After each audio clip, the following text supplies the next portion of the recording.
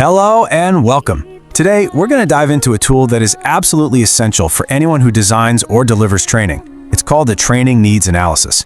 And honestly, it's the secret sauce for creating sessions that don't just happen, but actually make a real, lasting impact. I mean, we've all been there, haven't we? You're sitting in some workshop, looking at the clock, just wondering, why am I here? This has absolutely nothing to do with my job. It's so frustrating, and it's such a massive waste of time.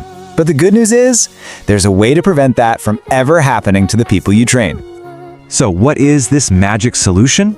It's called a needs analysis. I want you to think of it like being a detective. It's the first step in your training investigation. It's how you figure out what the real problem is before you even think about prescribing a solution. So, officially, a Training Needs Analysis, or TNA, is the process for finding that gap between where people are right now and where they need to be. There's this fantastic analogy for it. A TNA is to a trainer what a diagnostic pretest is to a teacher, right? You'd never start a class without knowing what your students already get, so you should never start a training without this step. Now, when you're doing this digging, there are two key types of needs to look for. On one hand, you've got objective needs. These are the hard facts, things you can easily measure, like how many years of experience someone has or their test scores.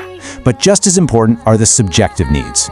This is all about seeing the world through the learner's eyes. What are their personal goals? What do they think would help them? A really great analysis has to capture both.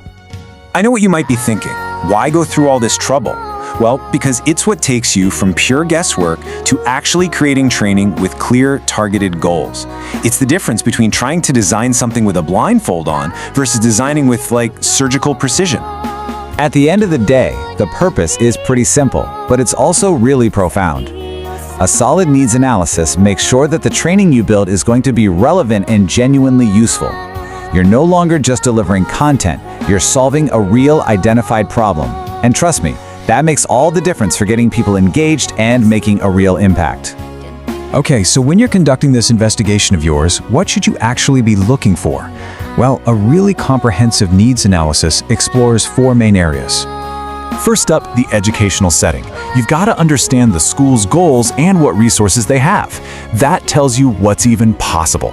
Second, class characteristics. A great strategy for a small, advanced class is going to totally bomb in a large, multi-level one. Third, curriculum control. You need to know who's in charge of the content. Do teachers have the freedom to actually try out new ideas?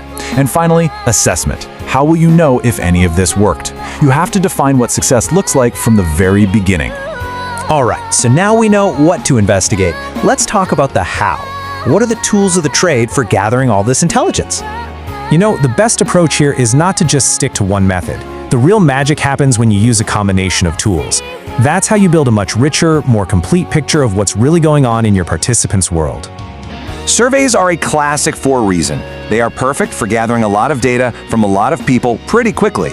You can capture those objective facts with multiple choice questions, and then get into the subjective feelings with open-ended questions, like asking, what do you think is your strongest skill area as a teacher?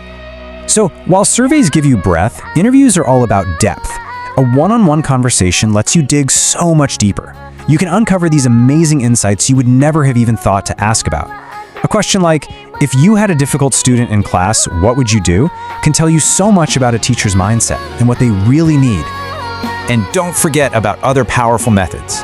Directly observing a class. That's how you uncover the stuff people don't even know to tell you.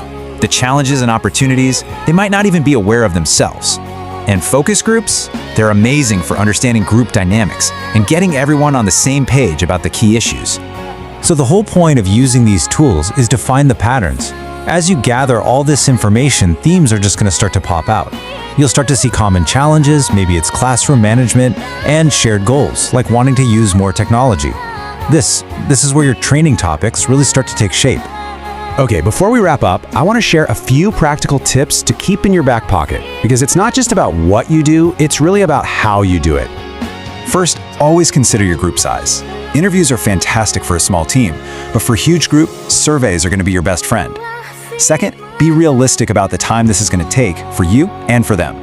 And third, and listen, this is the most critical part, give yourself enough time to actually sit with the data and analyze it before you start planning. Rushing this step just undermines the entire process.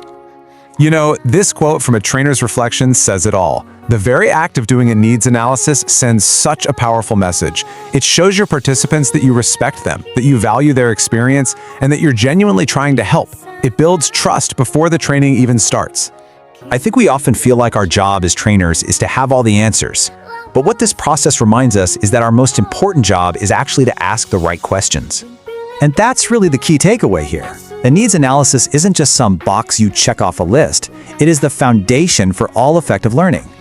So the question I want to leave you with is this: what are the right questions you need to be asking to understand the true needs of your team?